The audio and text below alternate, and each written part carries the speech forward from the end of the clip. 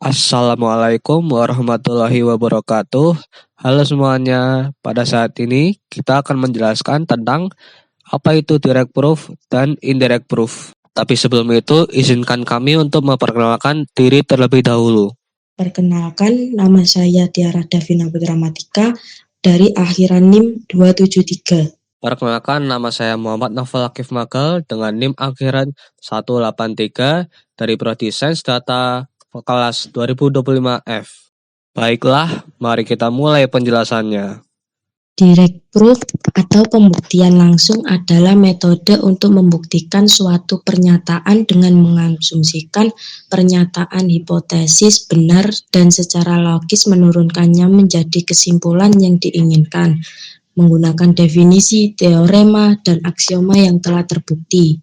Kegunaan direct proof atau pembuktian langsung adalah untuk membuktikan kebenaran suatu pernyataan, khususnya pernyataan berbentuk implikasi P maka Q.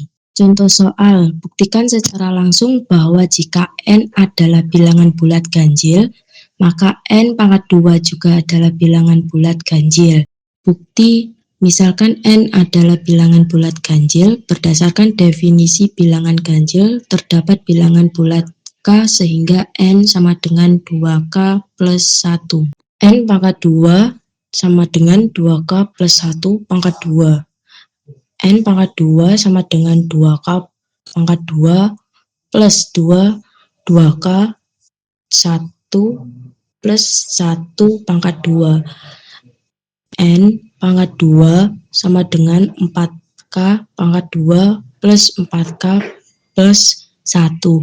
N pangkat 2 sama dengan 2, 2K pangkat 2 plus 2K plus 1. N pangkat 2 sama dengan 2M plus 1. Jadi kesimpulannya bahwa N pangkat 2 ganjil adalah terbukti. Seperti yang kalian lihat pada slide berikut ini, indirect proof terbagi menjadi dua cara, yaitu dengan kontraposisi dari implikasi, lalu dengan satu cara lagi, yaitu kontradiksi. Jadi, apa itu definisi dari indirect proof? Indirect proof atau pembuktian tidak langsung adalah metode pembuktian dengan cara mengasumsikan kebalikan dari pernyataan yang ingin dibuktikan, lalu dibuktikan bahwa asumsi tersebut benar atau kontradiksi. Jadi kesimpulannya, dengan kontraposisi pernyataan aslinya benar, sementara dengan kontradiksi pernyataan aslinya bisa benar, bisa salah. Oke, kapan digunakan indirect proof? Indirect proof digunakan ketika pembuktian langsung sulit untuk dilakukan, biasanya untuk pernyataan berbentuk implikasi atau jika P maka Q. Lalu cocok ketika lebih mudah membuktikan bahwa P dan negasi Q atau tidak Q menghasilkan kontradiksi. Indirect proof banyak digunakan dalam teori bilangan, logika, dan geometri. Tujuannya adalah untuk menunjukkan bahwa menolak kesimpulan menyebabkan hal yang mustahil, jadi pernyataan aslinya benar. Alur logika indirect proof dengan cara kontradiksi adalah pertama kita ambil asumsi kebalikan dari pernyataan, lalu kita gunakan logika matematika kontradiksi, lalu kita tentukan apakah ditemukan kontradiksi.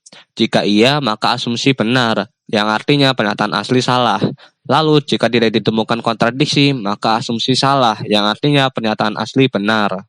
Lalu untuk alur logika indirect proof dengan cara kontraposisi adalah pertama kita ambil asumsi kebalikan dari pernyataan, lalu kita gunakan logika matematika kontraposisi, lalu kita tentukan apakah ditemukan kontraposisi. Jika iya, maka asumsi benar, yang artinya pernyataan asli benar.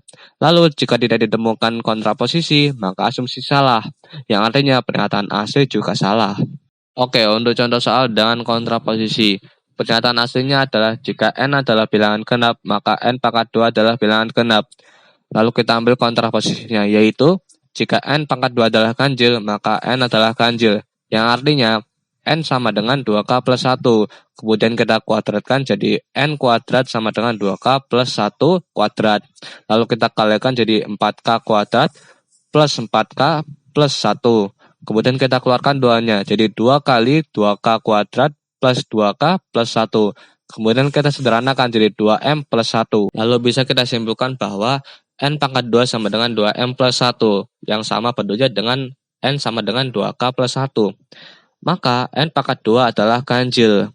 Berarti kontraposisinya benar, yang artinya pernyataan aslinya juga benar. Kemudian untuk contoh soal dengan kontradiksi, pernyataan aslinya adalah jika N adalah bilangan genap, maka N pangkat 2 adalah bilangan genap.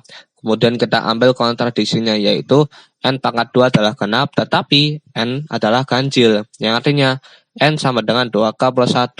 Kemudian kita kuadratkan jadi N pangkat 2 sama dengan 2K plus 1 kuadrat.